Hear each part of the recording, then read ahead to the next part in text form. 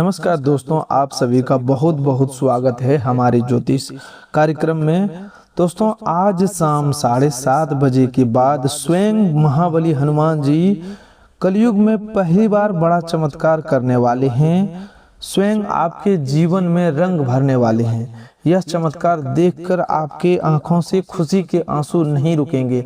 आपके पूरे परिवार खुशी से नाचने लगेंगे। स्वयं माता लक्ष्मी भी आपके घर पर आ चुके हैं। दोस्तों, आपको कौन सी गलती आज शाम 7:30 बजे तक भूल कर भी नहीं करना है, कौन सा कार्य नहीं करना है, कौन सी जगह आपको भूलकर भी नहीं जाना है, आज हम आपको पूरे विस्तार पूर्वक बताने वाले हैं। आखिर कौन से कर्मों का फल अब आपको मिलने वाला है। दोस्तों, जिस व्यक्ति ने अपमान सहकर भी बुराई को नहीं चुना, उसका हाथ ऊपर वाला कभी पूरी तरह नहीं छोड़ता। जिसने धोखा मिलने के बाद भी अपने हृदय को घृणा से नहीं भरा, उसकी रक्षा स्वयं देवी शक्तियां करती है। जिसने रातों में रोए हुए भी किसी को बद्दुआ नहीं दी, उसके लिए बंद रास्ते धीरे धीरे खुलने लगते हैं।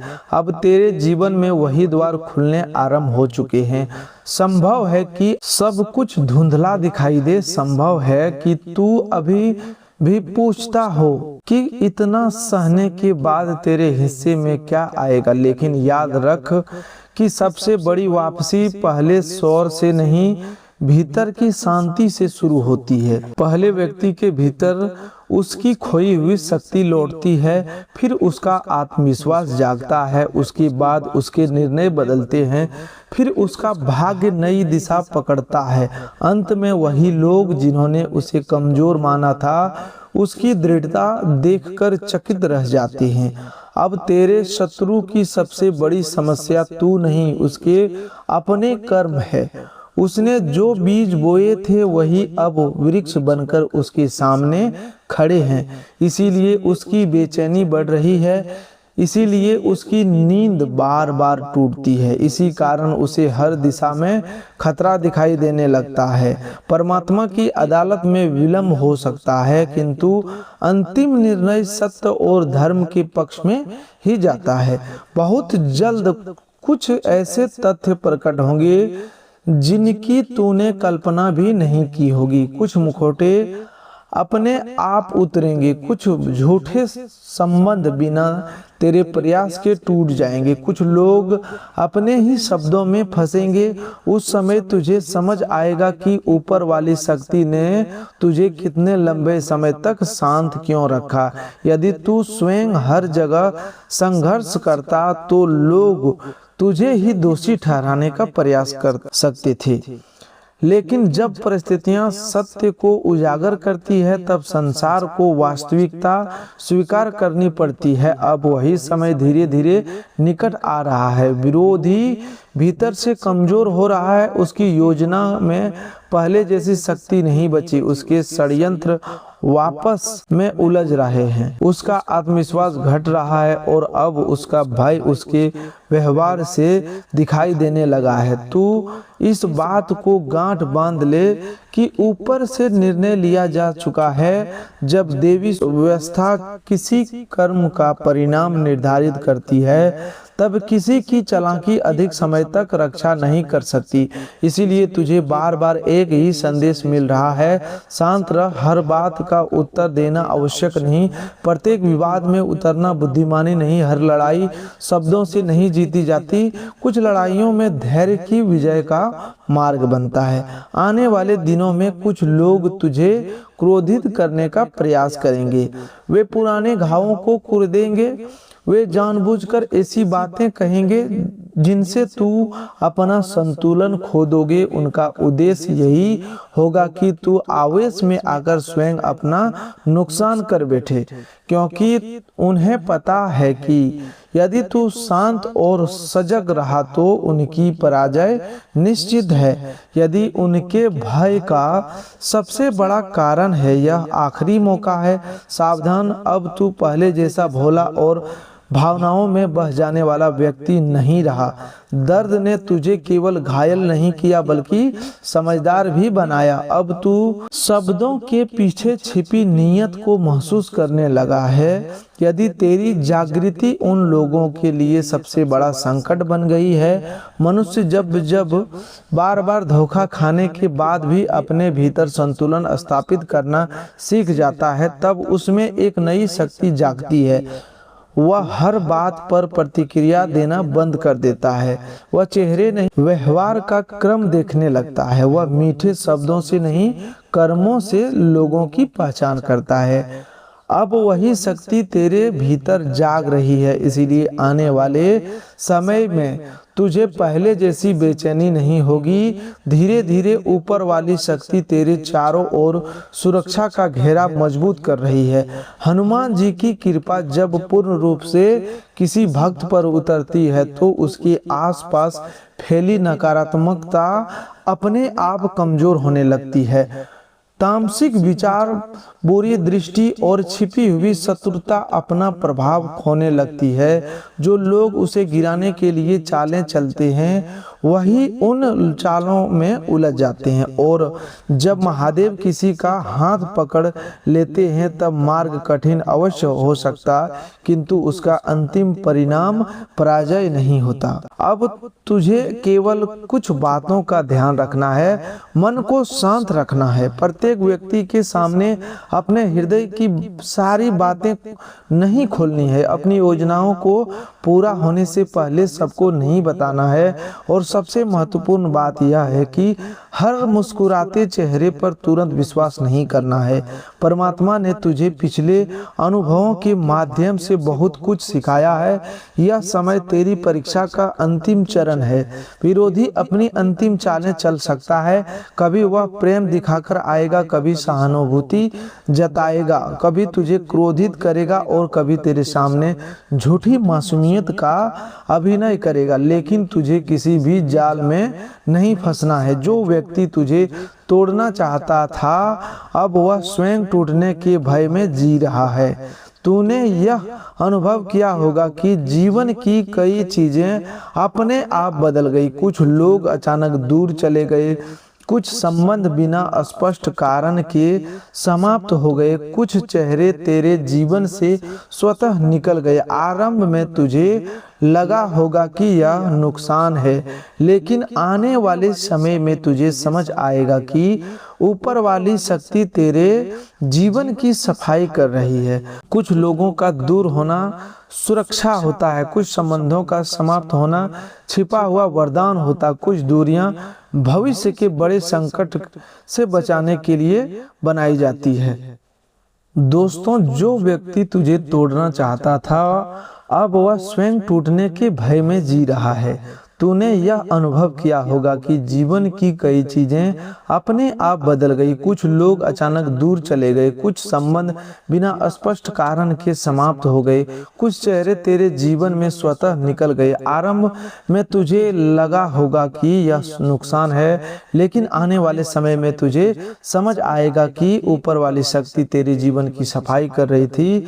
हर व्यक्ति को चले जाना हानि नहीं होता। कुछ लोगों को दूर होना सुरक्षा होता है, कुछ संबंधों को समाप्त होना छिपा हुआ वरदान होता है, कुछ दूरियां भविष्य के बड़े संकट से बचाने के लिए बनाई जाती है। श्रीमद् भागवत का संदेश यह भी है कि मनुष्य जिन चीजों को तत्काल हानि समझता है कई बार वही परमात्मा की दी हुई रक्षा होती है। बालक प्रहलाद को बार बार संकट में डाला गया, लेकिन हर संकट ने उसकी भक्ति को और दृढ़ किया तथा अंत में सत्य की विजय हुई। इसी प्रकार तेरे जीवन के कष्ट तुझे समाप्त करने नहीं बल्कि तुझे पहचान देने आए थे। इसीलिए बार बार पीछे मुड़कर मत देख। जो चला गया उसे जाने दे, जो बदल गया उसे बदलने दे, जो नकली था उसे स्वयं गिरने दे। अब तेरे जीवन में वह चरण आने वाला है जब तू समझेगा कि तुझे इतने दर्द से क्यों गुजरना पड़ा। उन परिस्थितियों ने तुझे मजबूत बनाया, इन्होंने तुझे लोगों की वास्तविकता पहचानना सिखाया। इन्होंने तुझे अपनी कीमत समझाई।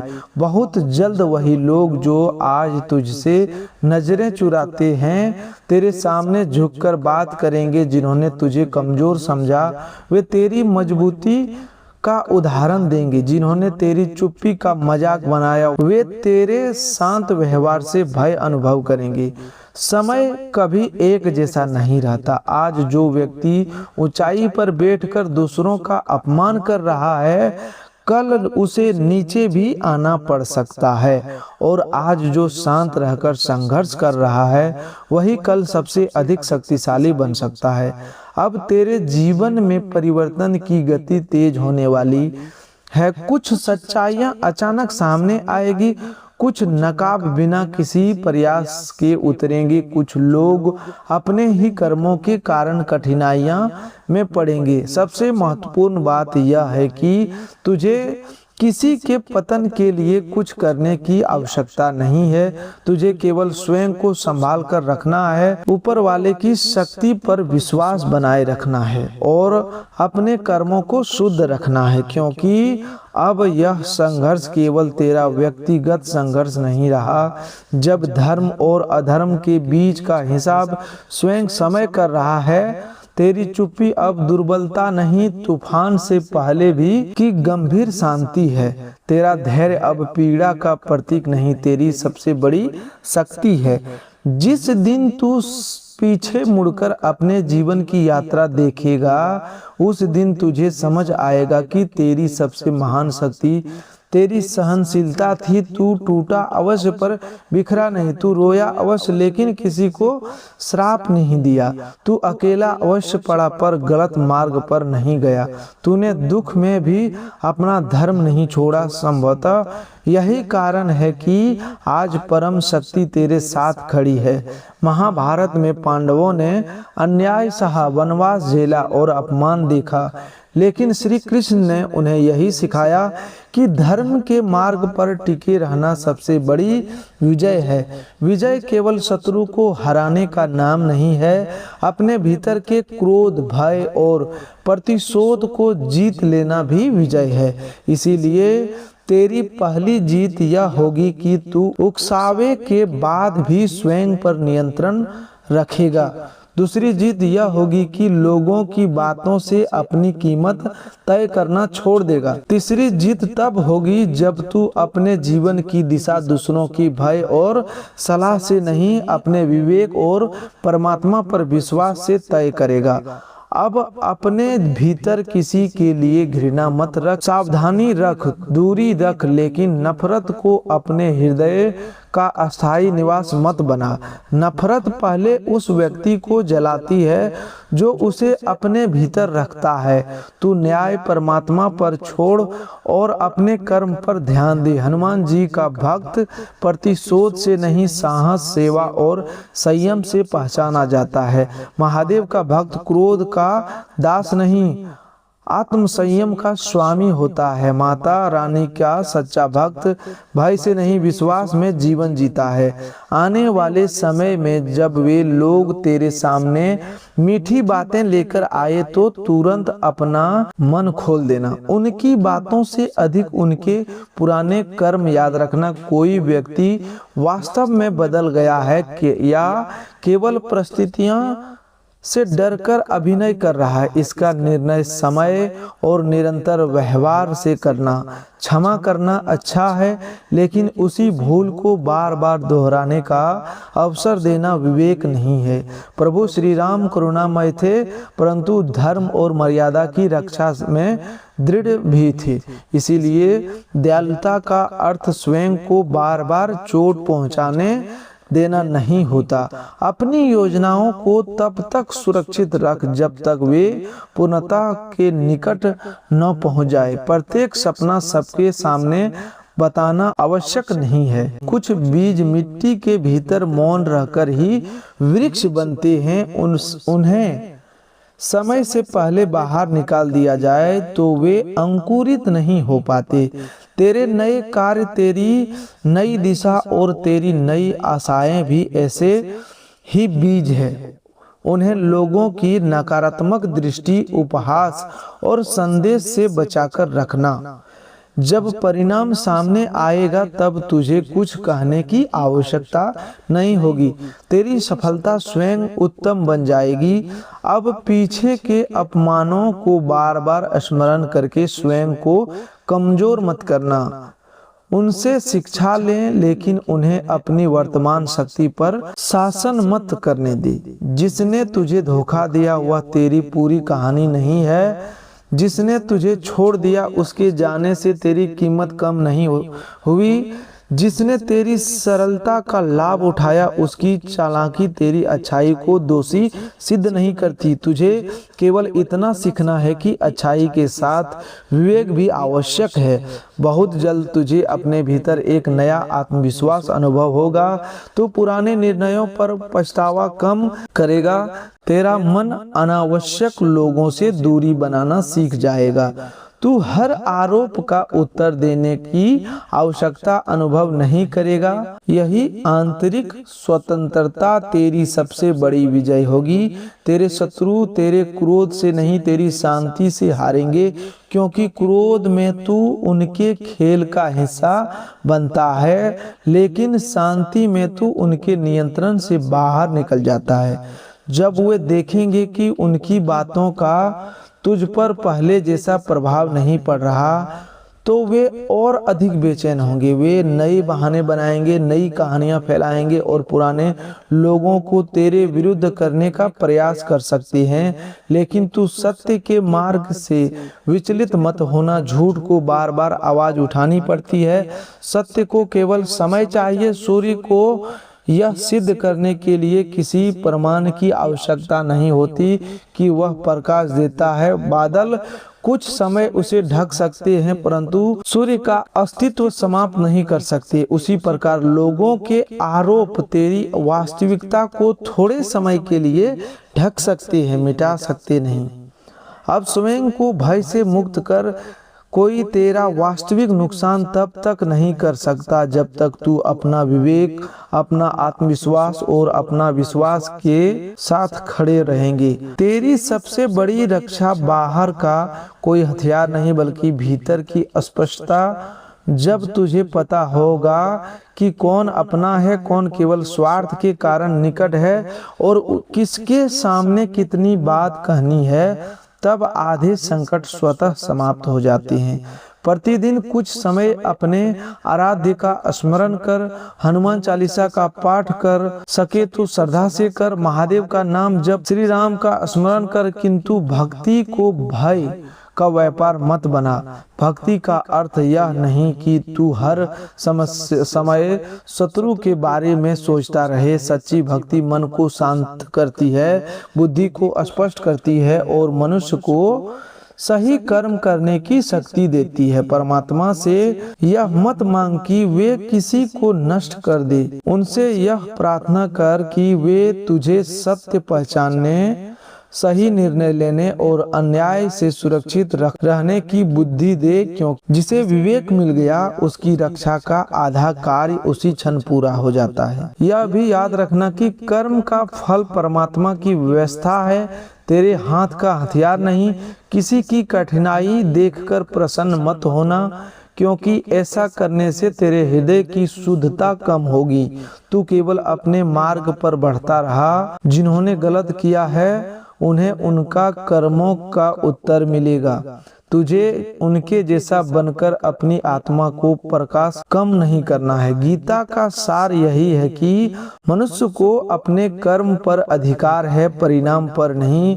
इसीलिए तू अपने कर्म को श्रेष्ठ बना और शेष निर्णय समय पर छोड़ दे। तू ईश्वर का अंश है, तेरे भीतर पुनः खड़े होने की क्षमता है। तूने इतने कठिन समय को पार किया है तो आने वाला मार्ग भी पार कर सकता है, लेकिन अब पुराने ढंग से नहीं, नई समझ के साथ आगे बढ़ना है।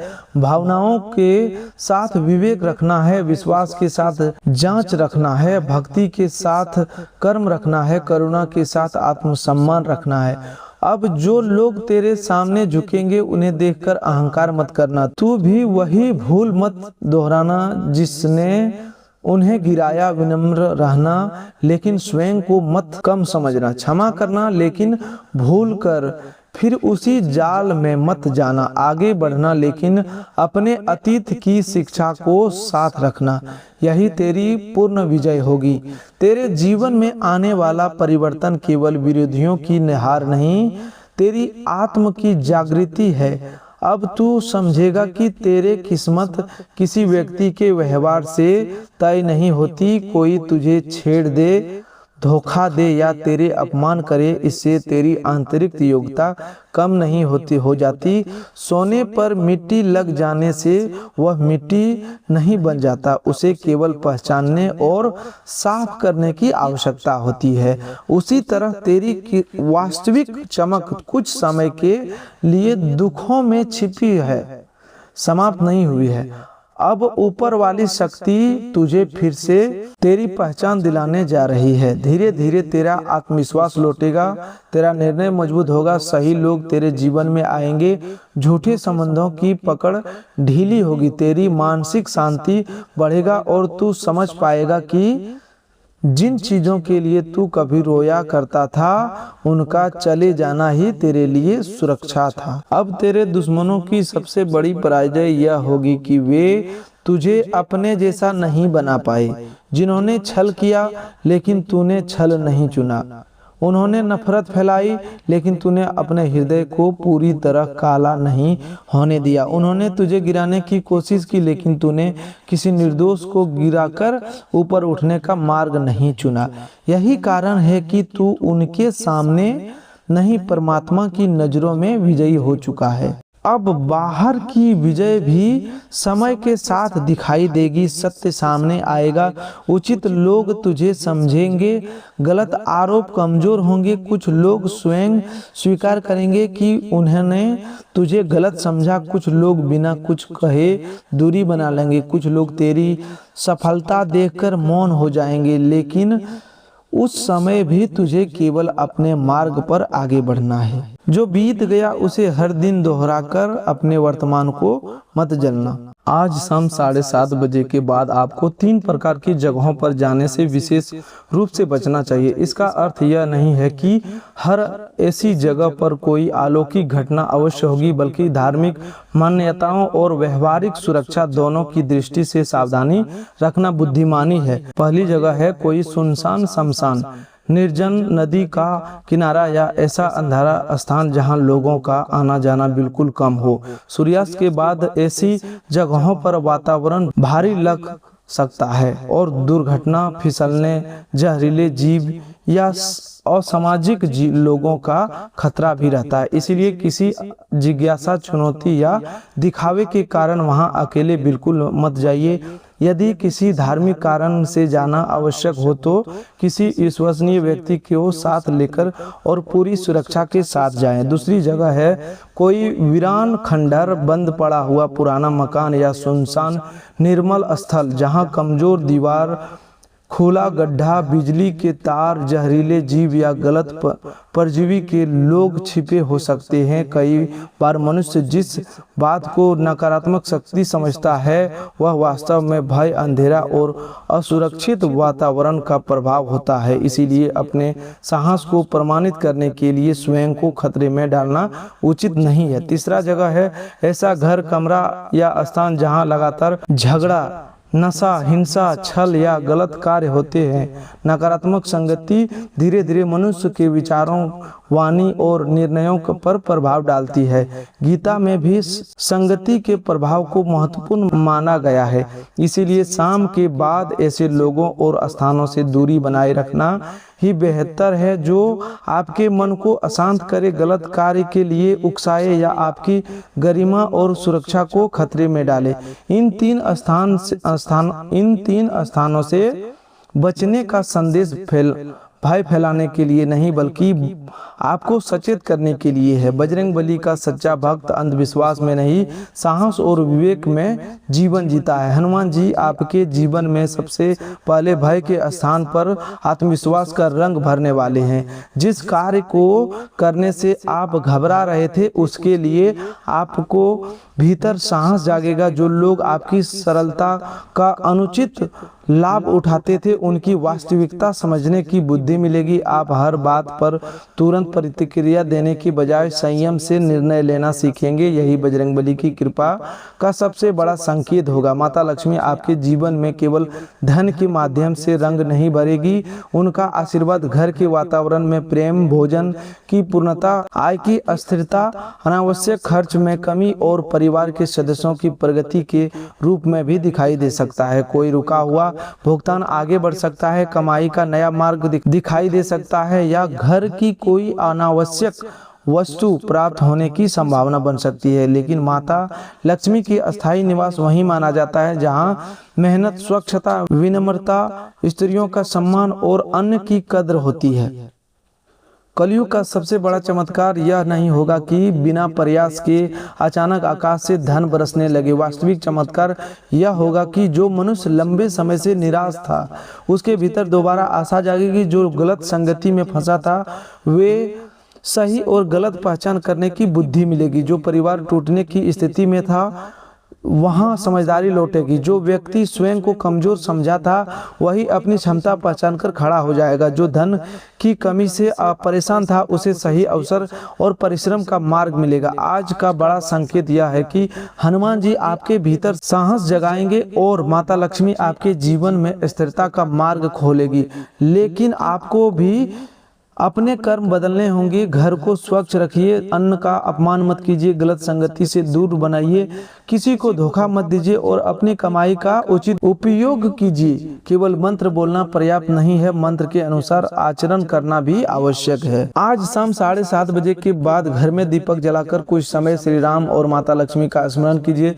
भय या किसी अनहोनी की कल्पना मत कीजिए। शांत मन से प्रार्थना कीजिए कि आपके घर से कलह दूर हो, गलत निर्णय से रक्षा हो, आय का पवित्र मार्ग खुले और परिवार में प्रेम बना रहे। यदि संभव हो तो किसी जरूरतमंद को भोजन दीजिए। यही उपाय आपके मन में प्रकाश और जीवन में सकारात्मकता बढ़ाएगा। याद रखिए, कलयुग में सबसे बड़ा चमत्कार किसी बाहरी जादू से पहले मनुष्य के भीतर होता है। जब भय साहस में, आलस कर्म में, निराशा विश्वास में और बिखराव अनुशासन में बदलता है तभी भाग्य की दिशा बदलनी शुरू होती है। बजरंगबली आपको संकटों से लड़ने की शक्ति दे और माता लक्ष्मी आपके घर में सुख, समृद्धि तथा सम्मान का प्रकाश भरे। कमेंट में सच्चे मन से जय श्री राम, जय हनुमान, जय माता लक्ष्मी जरूर लिखें। धन्यवाद।